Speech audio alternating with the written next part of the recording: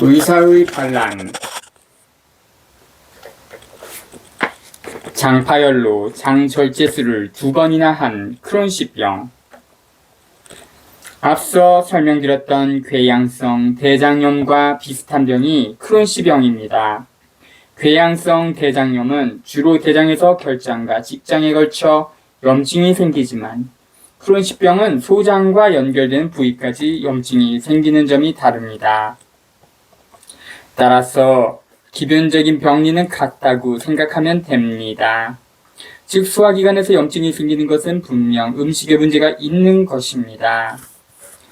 멀리 경상남도 남해에서 치료실을 찾아온 70대 남자분은 12년 전에 발병하여 약물로 조절하다가 장이 파열되어 2번이나 수술을 받았다고 했습니다.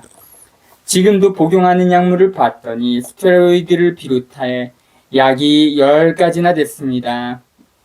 이렇게 많은 약을 하루에 2번씩 먹어도 상태가 나아지지 않아 제 블로그를 보고 찾아온 것이었습니다.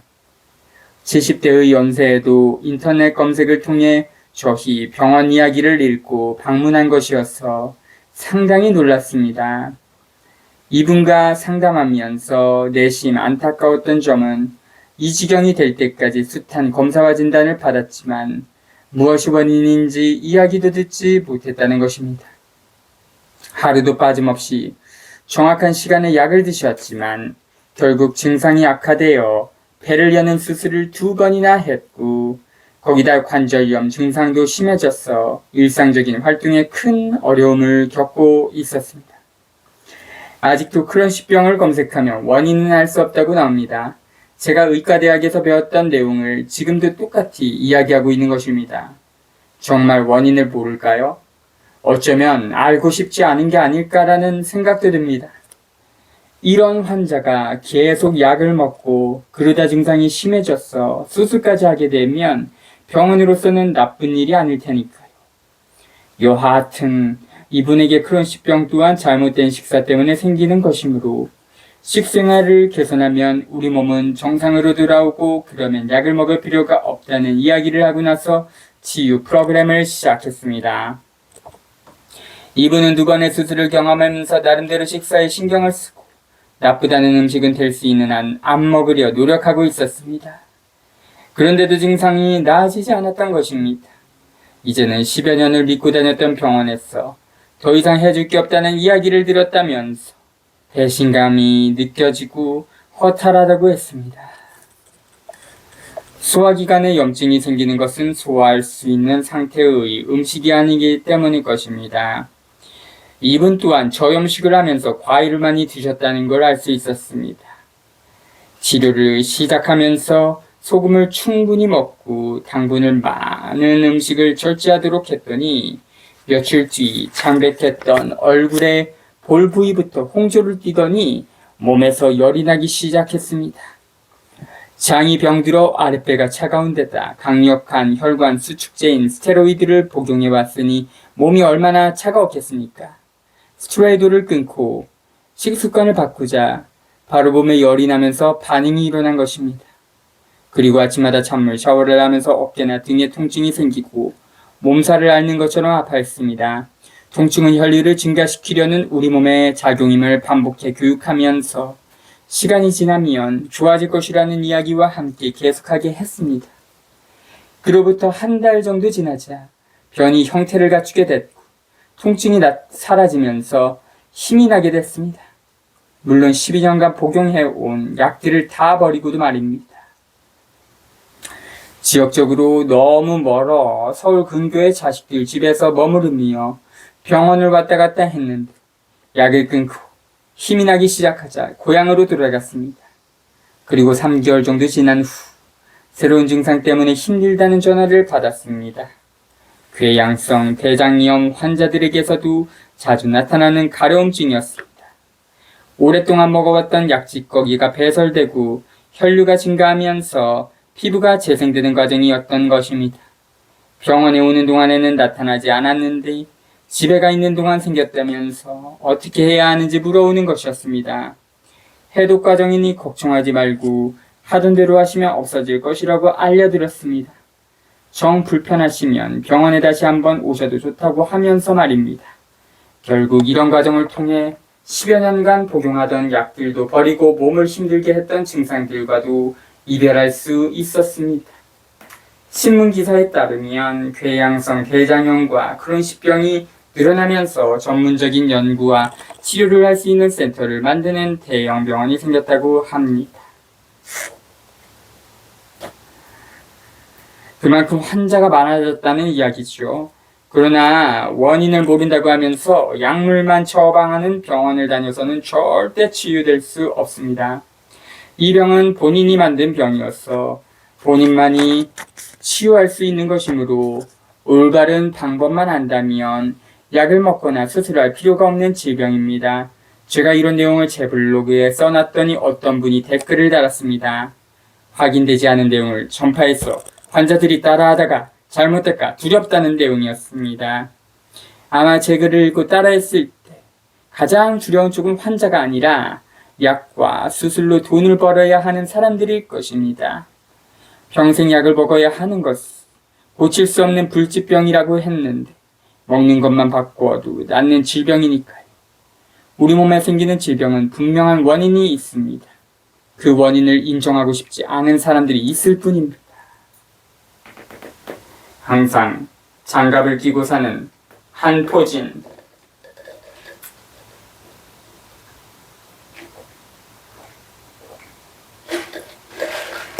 한포진이라는 병명은 대부분의 독자들도 생소할 것입니다.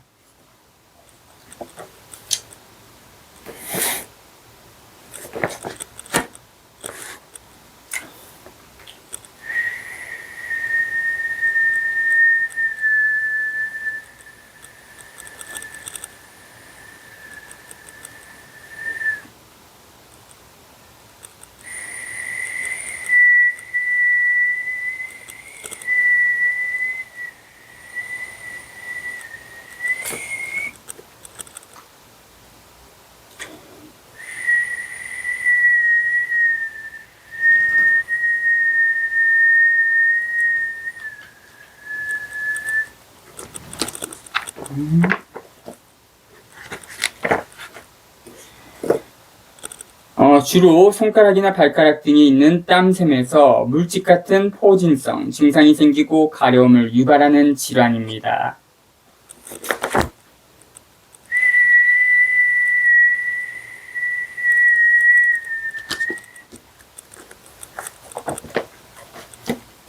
심해지면 피부가 벗겨지고 진물이 흘러내리면서 상당히 고통스러운 질병 중 하나입니다.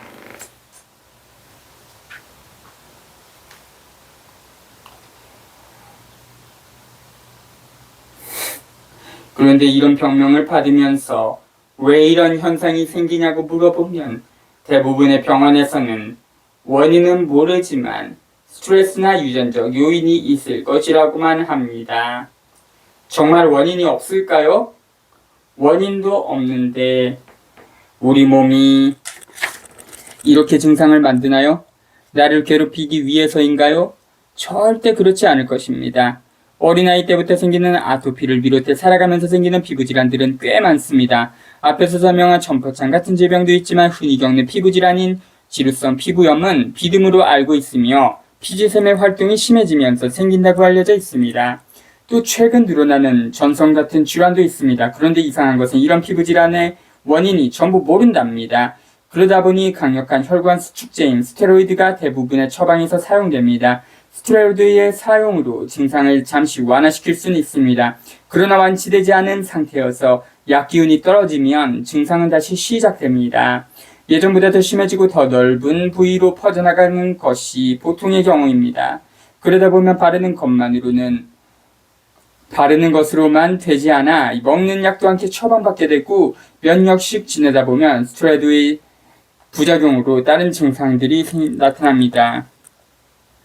가장 큰 문제는 체온이 떨어지면서 나타나는 증상들입니다. 손발이 저리고 항상 추워서 활동하는데 어려움을 느끼고 심해지면 소화 기능에 문제가 생기면서 결국 면역 체계에까지 영향을 미칩니다. 그래서 운동선수들은 절대로 스테로이드제를 먹지 못하게 합니다. 운동 경기에서 도핑 테스트를 통해 약물 검사를 하는 이유가 무엇이겠습니까? 운동선수들은 항상 부상 위험이 있고 그러다 보면 통증이 많이 생길 수 있는데 이때 스테로이드를 처방받으면 모든 증상이 사라지고 운동 경기 능력이 향상될 수 있습니다. 그럼에도 이런 약을 못 먹게 하는 이유는 선수를 보호하기 위해서입니다. 이런 약을 한번 먹으면 반복적으로 복용하게 되고 그러다 보면 건강을 해치어 결국 운동선수 생활을 할 수 없는 상태까지 이르는 위험한 약물이기 때문입니다. 그런데도 원인을 알 수 없는 질병들에 대해 수많은 병원에서 스테로이드를 처방하고 있는 것이 현실입니다. 특히 관절염 등으로 움직이기 힘들어할 때도 뼈주사로 알려진 처방을 하고 있는데 고통스러운 통증이 주사 한 방에 사라지면 정말 용한 병원으로 소문이 나고 순식간에 환자가 대기실에 꽉 차는 현상이 일어납니다. 그러나 정말 이런 처방으로 환자가 완치된 것일까요? 환자의 입장에서는 당장 통증이 없어지니 살만하다고 느낄지 모르지만 우리 몸은 살기 위해서 다시 예전보다 더 큰 통증을 일으킬 것이 뻔합니다. 결국 인공관절 등의 수술을 하게 되는 것이죠. 50대 초반의 남자분이 찾아왔습니다. 2년 전부터 손가락 하나에 수포가 생기면서 너무 가려워 피부과를 다녔는데 병원에서 준 연고와 약을 먹어도 병변이 계속 퍼지어 이제는 양손 전체에 수포와 가려움증으로 힘들어 했습니다. 손에 물집이 생겼다 벗겨졌다를 반복하다 보니 피부가 엉망이고 색깔 또한 죽은 사람의 손처럼 검게 변해 있었습니다. 그러다 보니 맨손으로 바깥 출입을 하기 어려워 외출할 때에는 하얀 면장갑을 끼고 다녔다고 합니다. 또 약을 먹으면서 제대로 잠을 못 자 수면 검사도 해보았고 한의원을 다니면서 한약도 많이 드셨다고 했습니다. 손가락이 못 견디게 가려울 때는 상처를 내어 피를 내면 좋아지곤 했다고 말씀하시는데 얼마나 큰 고통이었는지 짐작됐습니다. 지금 하는 일은 시골에 내려가 농장을 운영하고 있는데 그전에는 도시에서 자영업을 했습니다.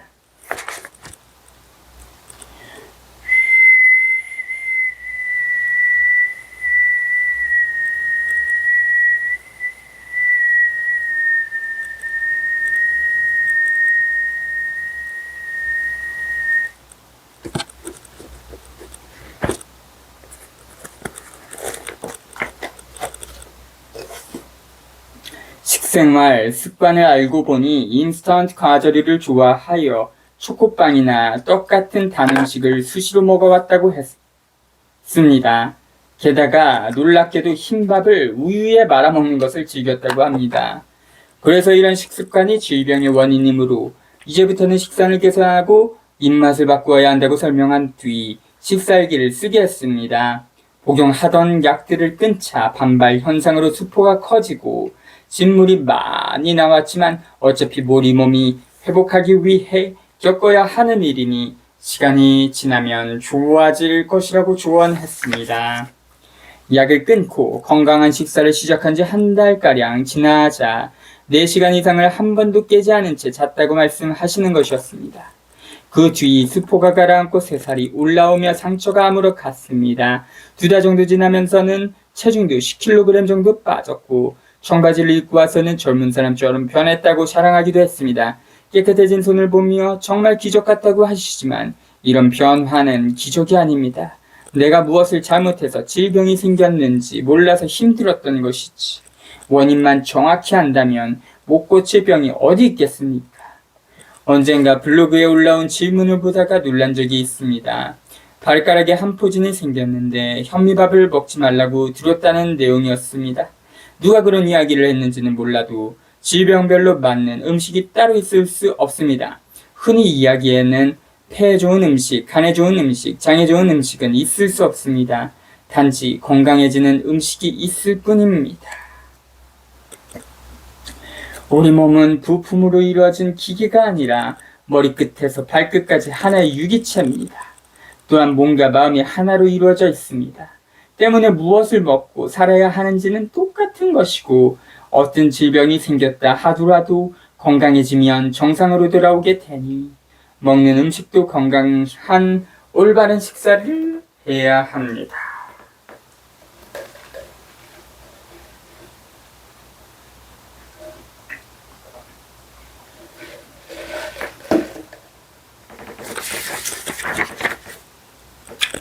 안 아픈 곳이 없는 루푸스.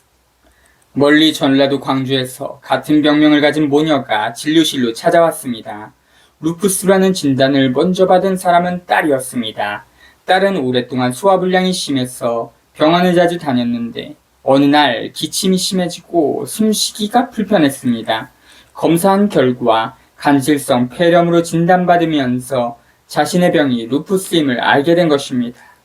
그래서 평소 비슷한 증상을 가진 어머니도 혹시나 싶어 모시고 갔다가 같은 루푸스라는 진단을 받았다고 합니다. 어머니는 오래전부터 허약했다고 합니다. 여기저기 아프지 않은 곳이 없어. 오랫동안 약을 먹어왔고 안구건조와 구강건조 등의 증상이 생겨 쇼그렌 증후군이라는 진단도 받았다고 했습니다. 또 추워지면 손가락이 창백해지는 레이노이드 증후군도 있다고 했습니다. 그런데 이런 진단 이후 약을 처방받아 3년 동안 먹고 있지만 좀처럼 호전되는 기미가 없고 계속 통증이 있어 저희 병원까지 오게 된 것입니다. 루푸스는 전신성 혼반성 낭창이라 부르기도 합니다.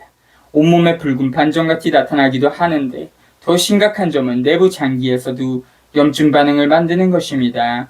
소화기관에 문제가 생겨 속이 쓰리고 아프면서 주로 관절염 형태로 증상이 나타나는데 관절 마디가 쑤시고 아파 밤잠을 설치기 일수인 질환입니다. 더 심각해지면 신장도 망가졌어 만성 심부전이 되어 공파투석을 하기도 합니다.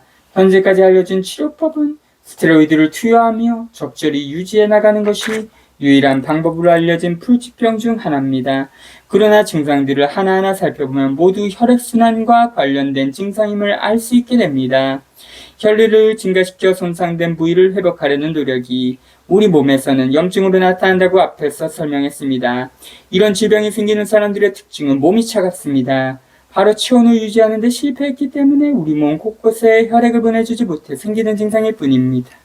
아직까지도 이런 질병의 원인을 자가면역 질환이라고 하면서 스테로이드를 쓰다가 증상이 완화되지 않으면 면역 억제제까지 처방하는데 그것은 치료라기보다는 삶의 질을 망가뜨리는 일입니다.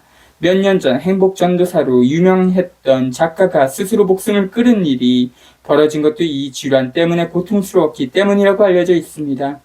이처럼 비극적인 선택을 하게 된 이유는 근본적인 원인을 모른 채 약으로만 주절하는 삶은 정말 죽는 것보다 못한 삶이라는 증거입니다. 이 모녀에게 식생활 습관을 물었더니 둘 다 과일을 좋아하여 식사 대용으로 먹을 때가 많았다고 했습니다. 특히 딸은 몸이 안 좋고 소화가 잘 안 되니까 아침은 과일로 먹고 점심은 흰밥으로 저녁은 퇴근 후 직장 동료들과 이탈리안 음식이나 맛집에서 회식을 하는 생활을 하고 있었습니다. 어머니의 경우 하루에 먹는 밥은 한 공기가 채 되지 않고 과일이나 고구마, 떡 등을 밥 삼아 드시고 있었습니다. 과일을 좋아하는 사람들의 입맛은 대체로 단 것을 좋아하면서 잘 안 씹고 먹는 경우가 많습니다. 딱딱하고 거친 음식을 먹기 힘드니 가공된 음식에 자꾸 손이 가게 되는 것이죠. 이런 식생활이 병을 만든 원인임을 주지시키고 나서 프로그램을 시작했습니다. 사는 곳이 멀리 떨어져 있어 일주일에 한 번씩 병원을 방문하도록 하고 제일 먼저 밥을 먹는 방법부터 알려줬습니다.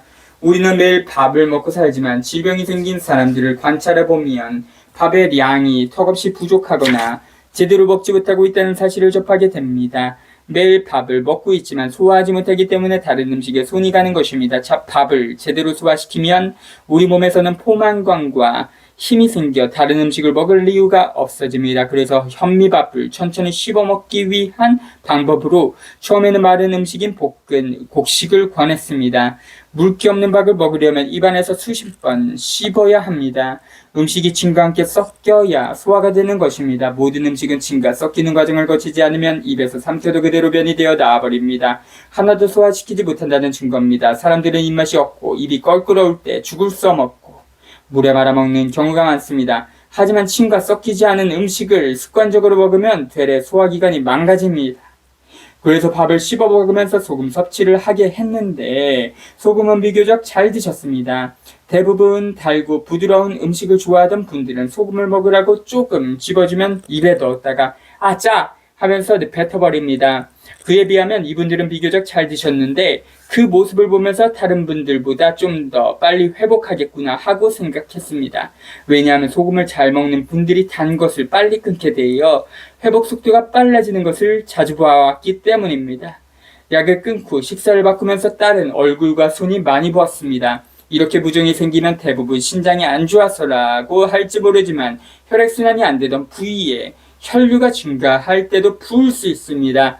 부었다가 빠지면서 회복하는 것이 바로 우리 몸의 생리현상입니다. 그렇게 부어있던 모습이 점차 시간이 지나면서 정상을 찾아가는 모습을 보여줬고 만성 변비에 시달리던 옛날과 달리 쾌변을 보고 소화도 잘 되고 몸에 힘이 난다면서 환하게 웃던 모습이 기억에 남습니다. 약을 먹지 않으면 큰일 날 것 같았던 질병이었지만 본인이 만든 병이고 본인이 치료할 수밖에 없다는 것을 깨닫게 되면 불치병은 없는 것입니다. 지금 이 순간에도 이런 질병으로 고통받는 분들이 있다면 당장 실천에 옮겨볼 것을 권합니다. 약을 당장 끊는 것이 어렵다면 식사를 바꾸면서 천천히 끊어도 좋습니다. 약으로는 절대 우리 몸이 치유될 수 없다는 것을 깊이 새기면서 스스로 병을 고쳐보시기 바랍니다. 제5장 흔히 겪는 증상들의 치유.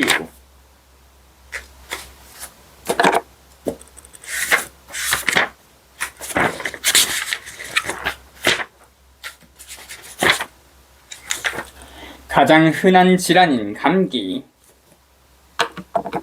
저는 강의할 때나 진료를 할 때 우리 몸은 하나의 약도 필요 없으니 약에 의존하지 말고 스스로 건강을 관리할 것을 당부합니다. 그러면서 제일 흔하고 가장 많이 약국이나 병원을 찾는 질환인 감기 이야기를 하죠. 이제는 의사의 처방도 필요 없고 약국도 아닌 편의점에서 감기약들을 사 먹을 수 있게 됐습니다. 하지만 저는 그 흔하디 흔한 그리고 때로는 필요할 것 같은 감기약조차 절대 한 알도 먹지 말아야 한다고 말합니다. 왜냐하면 감기가 우리 몸에 어떤 작용을 하는지 알고 나면 약 먹을 이유가 없어지기 때문입니다. 감기는 언제 잘 생깁니까? 날이 추워지면서 추운 곳에 노출됐다가 따뜻한 곳에 들어가면 감기 기운이 시작되는 경우가 많습니다. 추운 곳에 있을 때에는 손발이 차가워지면서 떨리기도 합니다. 차가워지면 혈액순환이 되지 않습니다. 그래서 혈류를 원활하게 하기 위해 근육을 움직여 온도를 높이려는 반응이 떨림으로 나타나는 것입니다. 그렇게 떨다가 따뜻한 곳에 들어오면 우리 몸은 체온을 높여 혈액순환을 도와주려 합니다. 그래서 열이 나기 시작하죠. 그런데 체온이 올라가면서 몸은 따뜻해지지만 느낌은 어떻습니까? 덥다고 느끼나요? 춥다고 느끼나요? 몸은 뜨거워지는데 반해 정작 본인은 춥게 느끼면서 따뜻한 곳을 찾죠. 그래서 열이 있을 때 뜨뜻한 아랫목에서 두꺼운 이불을 덮고 누워있게 됩니다. 그러다 열이 떨어질 때는 반대의 느낌이 듭니다. 몸은 정상으로 돌아왔는데 덥다고 느끼면서 땀이 나고 자신도 모르게 이불을 걷어차게 됩니다. 이렇게 감기 몸살의 과정은 우리 몸이 체온을 높여 혈관이 열리게 하고 혈액순환이 원활해지도록 만들어줍니다. 통증을 동반하면서 말이죠. 열이 나면서 끙끙 아픈 증상은 혈류를 증가시키려는 우리 몸의 노력입니다. 그렇게 함으로써 그동안 혈류가 부족했던 부위에 혈류를 공급해주는 효과가 있습니다. 저희 병원에 오는 환자분들을 보면 대부분 체온이 떨어져 있는데 특히 암 환자들이 그렇습니다.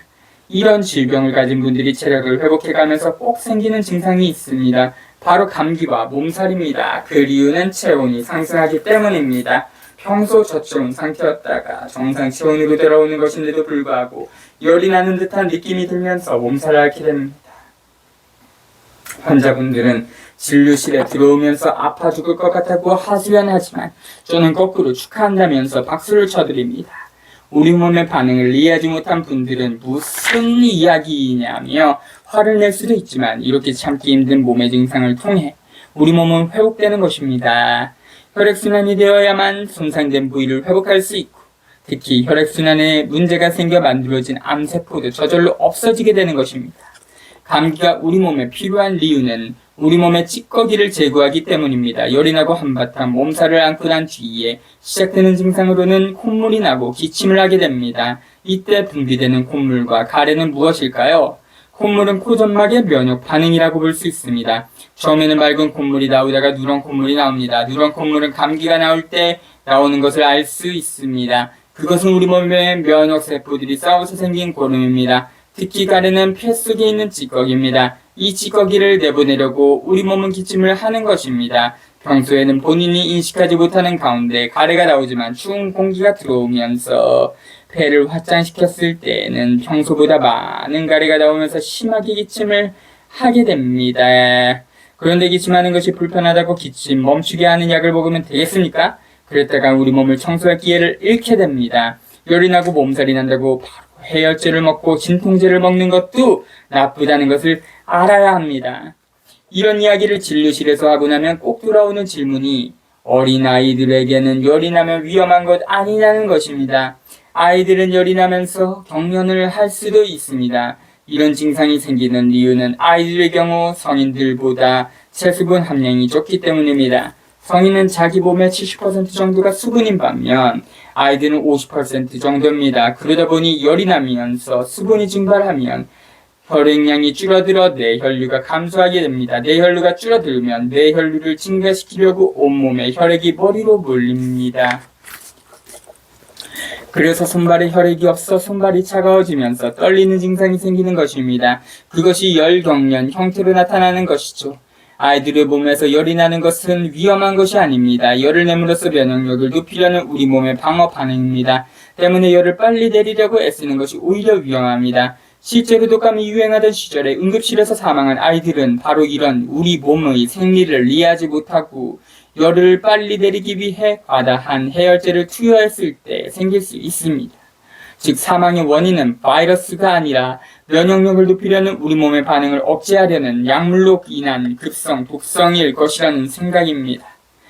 아이들에게 고열이 있을 때에는 탈수만 막아주면 아무 문제가 생기지 않습니다.